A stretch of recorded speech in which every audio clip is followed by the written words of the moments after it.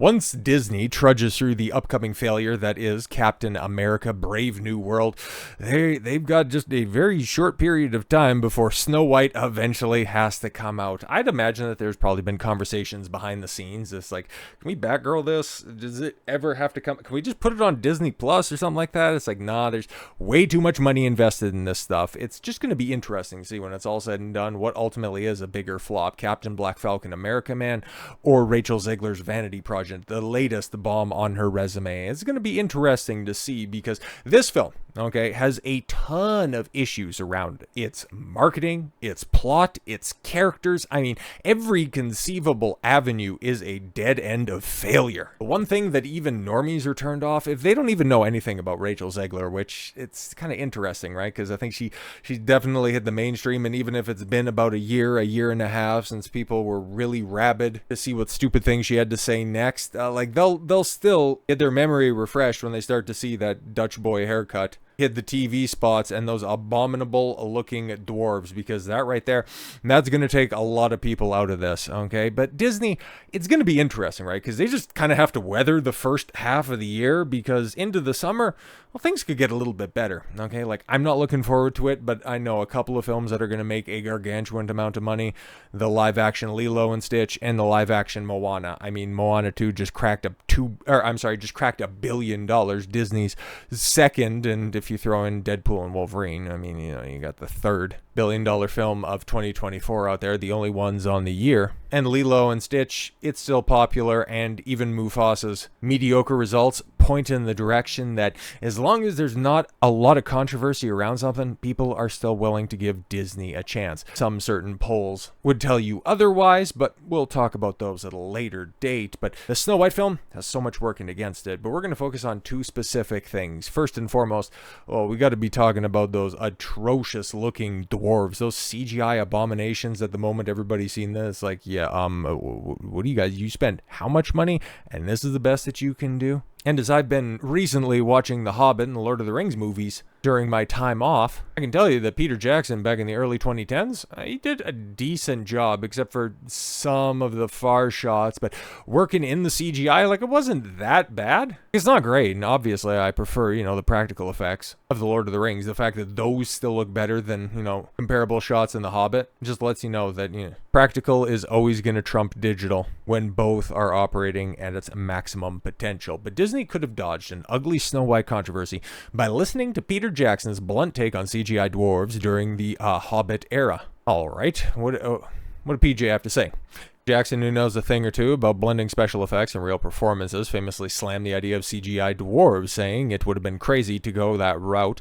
For the Hobbit's dwarves, he believed that it was crucial to capture the individual performances of the actors, not just rely on tech. Yeah, it's unfortunate though, like, outside of 6 of the dwarves, they didn't actually have individual performances. Like, they were just kind of this amorphous mass of dwarves that were there just because there are 13 in the source material. Therefore, you needed to have 13 in the movie. Like, when the most character you have out of some is, they got an axe in their head, they got an ear trumpet, and one's fat. Like, you're not really doing your best on the script side of things. But yeah, I mean, the practical work on them, okay, some of the dwarves actually looked like dwarves. And then you got Keely and Feely and even Thorin just looking way too humanoid. But they do look believable. There's only a couple of shots where it's like, ooh, that's very obviously composited together. But fast forward to, the Disney Snow White remake, where fans were furious when the studio announced that they'd use CGI for the dwarves, sparking an outcry over authenticity.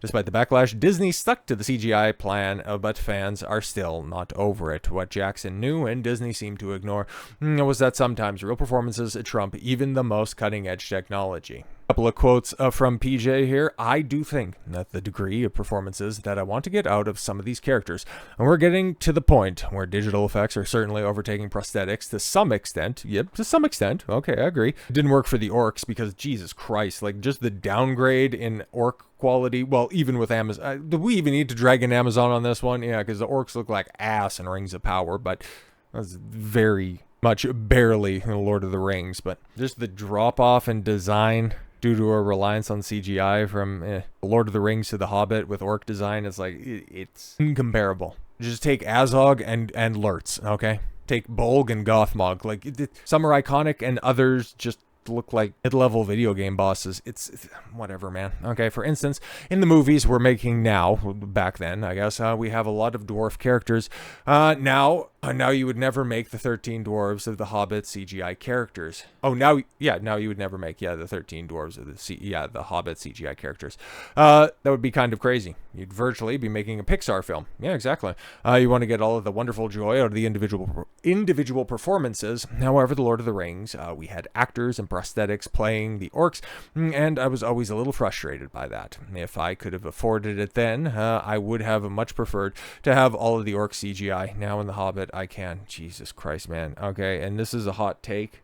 I think, maybe, the Lord of the Rings trilogy being as good as it was is in spite of Peter Jackson, because The Hobbit very much plays into my opinion on that, but maybe I'll get around to, fully fleshing out that opinion at a later date. But he's correct with this, okay? You can't get the same type of performances, at least at this point in time. Like, AI is ultimately, going to be the crossover event to, disprove this when the technology catches up. But you just, look at the Lion King live action original from 2019 and Mufasa that just came out. Like, it's uncanny, weird stuff, and they're presenting that as a live action remake. It's like, bro, it's all animated. I do it. You're still not fooling anybody, and you're not getting the best out of your voice actors. You want to do an animated film? Oh, I don't know. It's going to be tough to top the brilliance from the early 90s, but hey, the first one made $1.5 billion, and the second one made, what, $500 million? You do you, I guess. It's just, it'll be interesting, especially with these comments right here, how much CGI and how much worse Hunt for Gollum movies are going to look, even compared to The Hobbit. I'm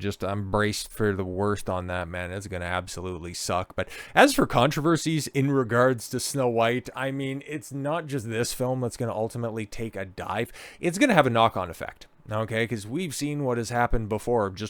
Take a look over at Star Wars. You have the Acolyte being the lead-in for Skeleton Crew, and that falling off the face of the earth. Now, a kid's show might not have done all that well, but if Star Wars was thriving, and this was coming off of something that could be perceived as being, Star Wars is back, it would have done, better than abysmal. What this means for live-action remakes moving forward, what this means just for Disney in 2025, well, it's going to be interesting, because Marvel's in for some tough sledding, because they have 3 films that are confirmed to be coming out. Don't know if they're going to be doing anything towards the end of the year, but they've got to wade through Brave New World, Cap 4, The Thunderbolts, and then Fantastic Four. That one has, I guess, the best chance of potentially doing something, but the Thunderbolts is definitely going to be a fart in the wind. Anthony Mackie's Uncaptain America, Tommy Californian, if you will, is not going to be lighting the world on fire. And in fact, Rachel Zegler with Snow White could end up be burning the castle down. So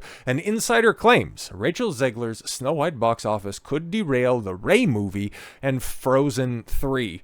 And that's interesting, because Frozen, I think that's just going to succeed despite anything else, because how segmented Disney is, like their live action stuff, it's very hit and miss. Okay, Pixar can turn it around in a moment. I mean, just take a look at Inside Out 2 being $1 billion hit, the highest grossing animated film of all time, off the back of Lightyear and other stupidity like that. But Frozen 1 and Frozen 2, I think both cracked $1 billion, so Frozen 3, that'll be fine. But the Ray movie, ooh, yeah, because this is, like I said before, many controversies surrounding Snow White and the whole girl boss, how fairest doesn't necessarily mean most attractive anymore. Snow White doesn't necessarily refer to the princess's skin, and she doesn't have to be saved by the prince. People are very much fed up, okay, with the archetype of the girl boss, or even just the perceived archetype of the girl boss. I mean, take a look at Furiosa, which you could argue it's like a Mad Max film without Mad Max. Oh, that's interesting, but it wasn't woke, it wasn't a girl boss, it just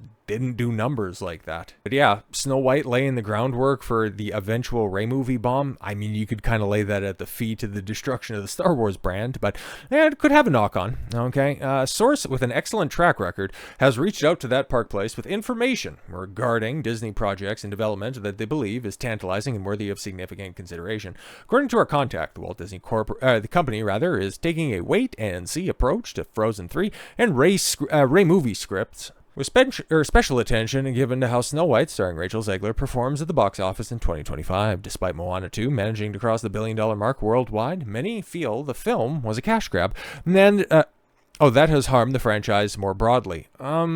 Interesting. Okay, like I said, I think that live action is probably going to do pretty well, so that would definitely be a good bellwether to see what's ultimately going to happen with Disney on that side of things.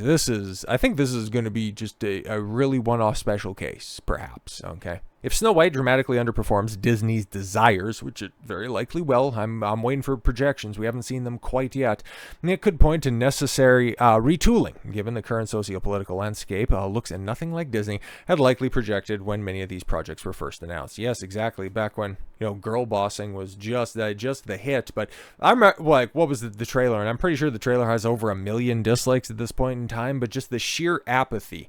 128,000 views on Disney's official channel, okay, where you have Rachel Zegler doing what she actually does best that she's still mid at, okay, singing. 128,000 views on the artificially inflated Disney channel, and it only has 16,000 downvotes, like 2,900 upvotes to 16,000 downvotes. Not a good ratio. That's not a lot of engagement, okay, like that's really bad, okay? A new article from Metro seems to point to the same. Third film in the franchise has been announced, but they're still 2 years away from its release. Josh Gad, who voices Snowman Olaf in the beloved franchise, insists that they don't want to rush the third movie and give fans a flick that is absolutely worthy of the 2013 original. Jeez, Frozen's been around that long? That's interesting. According to the source, both the Ray movie and Frozen 3 could see significant script alterations depending on how Snow White performs. If Zegler's live-action remake does poorly, it could signal the era of the girl boss on silver screens is rapidly coming to an end. I would argue it already has. It's just Disney hasn't come to that conclusion quite yet. Disney doesn't want to be caught in the future they believed would happen, but never came to be, according to our contact. The former head of Disney Animation, Jennifer Lee, who stepped down to solely take on the directing role for Frozen 3 and 4, may be in a sticky situation.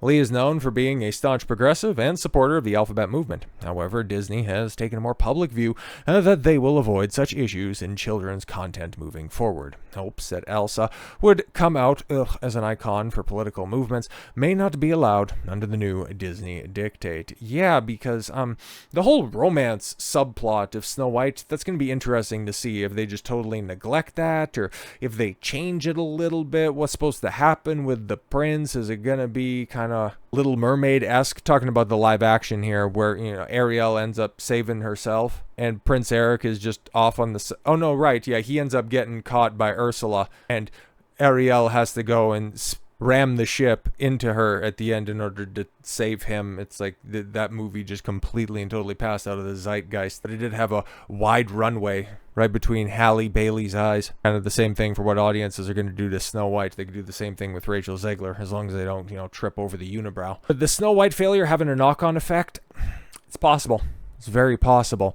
Or this might be the point in time where Disney finally realizes their shortcomings and turns stuff around. I suppose time will tell, and when we start to see projections and when the marketing campaign starts to really heat up, oh boy, it's going to be a fun time because you know, Rachel Zegler, okay? Every time that she'd come out and she'd have this real sheepish OG golly approach to her interviews, she would follow that up with a banger like Wishing and never-ending suffering on Trump supporters.